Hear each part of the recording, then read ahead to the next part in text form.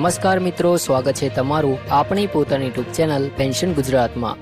મિત્રો, આજે આપણે પેન્શનરો અને સરકારી કર્મચારીઓ માટે ખૂબ જ મહત્વપૂર્ણ સમાચાર વિશે વાત કરવા જઈ રહ્યા છીએ। મિત્રો, છેલ્લા ઘણા વર્ષોથી કર્મચારીઓ અને પેન્શનરો કેટલીક મહત્વપૂર્ણ માંગણીઓ સરકાર સમક્ષ રજૂ કરતા આવ્યા છે। હવે 8મા પગાર પંચની પ્રક્રિયા શરૂ થતાં આ તમામ માંગણીઓ ફરી એક વખત ચર્ચાના કેન્દ્રમાં આવી ગઈ છે। મિત્રો, આજના સમયમાં મોંઘવારી સતત વધી રહી છે।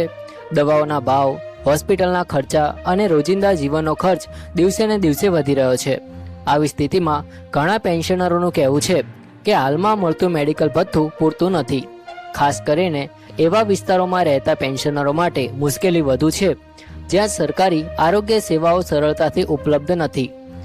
સૌથી પહેલાં વાત કરીએ મેડિકલ ભથ્થામાં વધારાની માંગ અંગે, તો હાલમાં ઘણા પેન્શનરોને દર મહિને મેડિકલ ભથ્થા તરીકે મર્યાદિત રકમ મળે છે।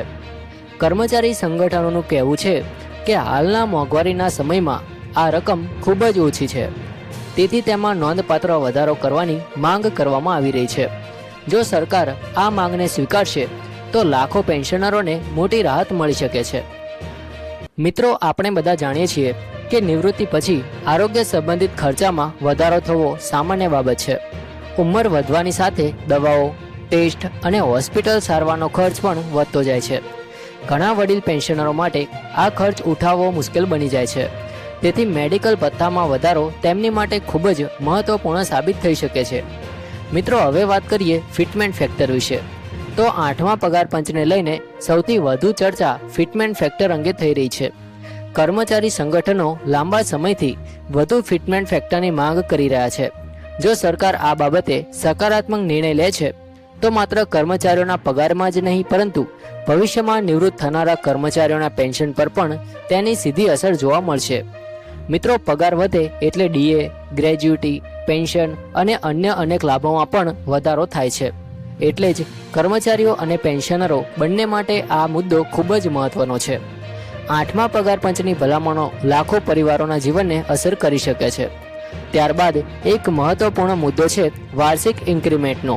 મિત્રો, કર્મચારી સંગઠનોનું માનવું છે કે હાલમાં મળતું વાર્ષિક વધારો વધતી મોંઘવારી સામે પૂરતું નથી, તેથી તેમાં વધારો કરવાની માંગ પણ કરવામાં આવી રહી છે। જો આ માંગ સ્વીકારવામાં આવશે તો કર્મચારીઓને દર વર્ષે વધુ લાભ મળી શકે છે। મિત્રો, હવે આપણે વાત કરીએ પરિવાર સંબંધિત લાભો વિશે। તો કેટલાક સંગઠનો દ્વારા પરિવારની વ્યાખ્યામાં વધારો કરવાની માંગ પણ કરવામાં આવી રહી છે। જો આવી કોઈ જોગવાઈ સ્વીકારવામાં આવે તો આશ્રિત માતા પિતાને પણ વધુ લાભ મળી શકે છે। આ નિર્ણય હજારો પરિવારો માટે ખૂબ જ ઉપયોગી સાબિત થઈ શકે છે।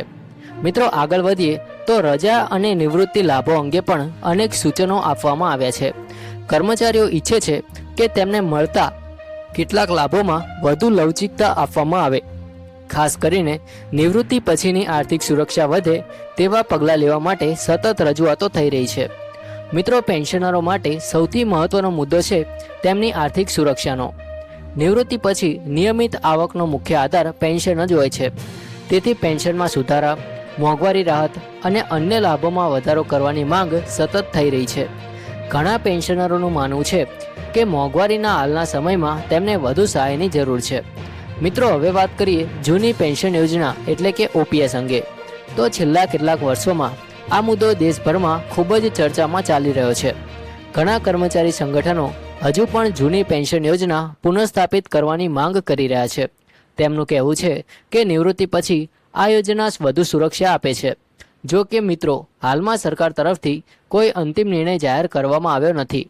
વિવિધ માંગણીઓ અને સૂચનો સરકાર સમક્ષ રજૂ કરવામાં આવ્યા છે અને ભવિષ્યમાં આ બાબતે શું નિર્ણય લેવામાં આવશે તે જોવાનું રહેશે। અહીં ખાસ વાત યાદ રાખવાની છે કે હાલમાં સોશિયલ મીડિયા પર અનેક પ્રકારની અફવાઓ અને અપ્રામાણિક સમાચાર ફેલાઈ રહ્યા છે, તેથી કોઈપણ માહિતી પર વિશ્વાસ કરતા પહેલાં સત્તાવાર પરિપત્ર અને સરકારી જાહેરાતની રાહ જોવી ખૂબ જ જરૂરી છે। મિત્રો, પેન્શનરો અને કર્મચારીઓ માટે આવતા કેટલાક મહિના ખૂબ જ મહત્વપૂર્ણ બની શકે છે।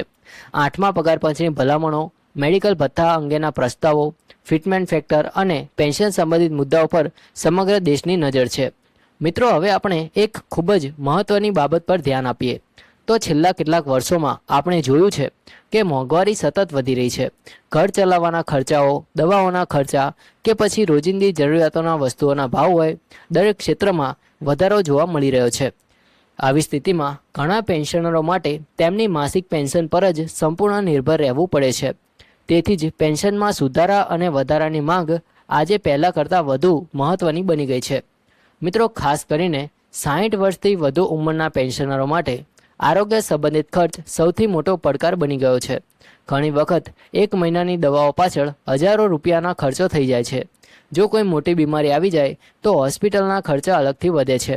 આવા સમયમાં મેડિકલ ભથ્થામાં વધારો માત્ર એક આર્થિક સહાય નથી, પરંતુ તે વડીલ પેન્શનરો માટે સુરક્ષાનું કવચ બની શકે છે.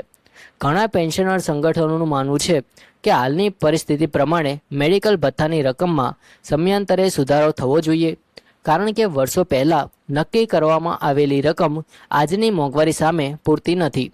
જો સરકાર આ બાબતને ગંભીરતાથી ધ્યાનમાં લેશે તો લાખો પરિવારોને સીધો લાભ મળી શકે છે.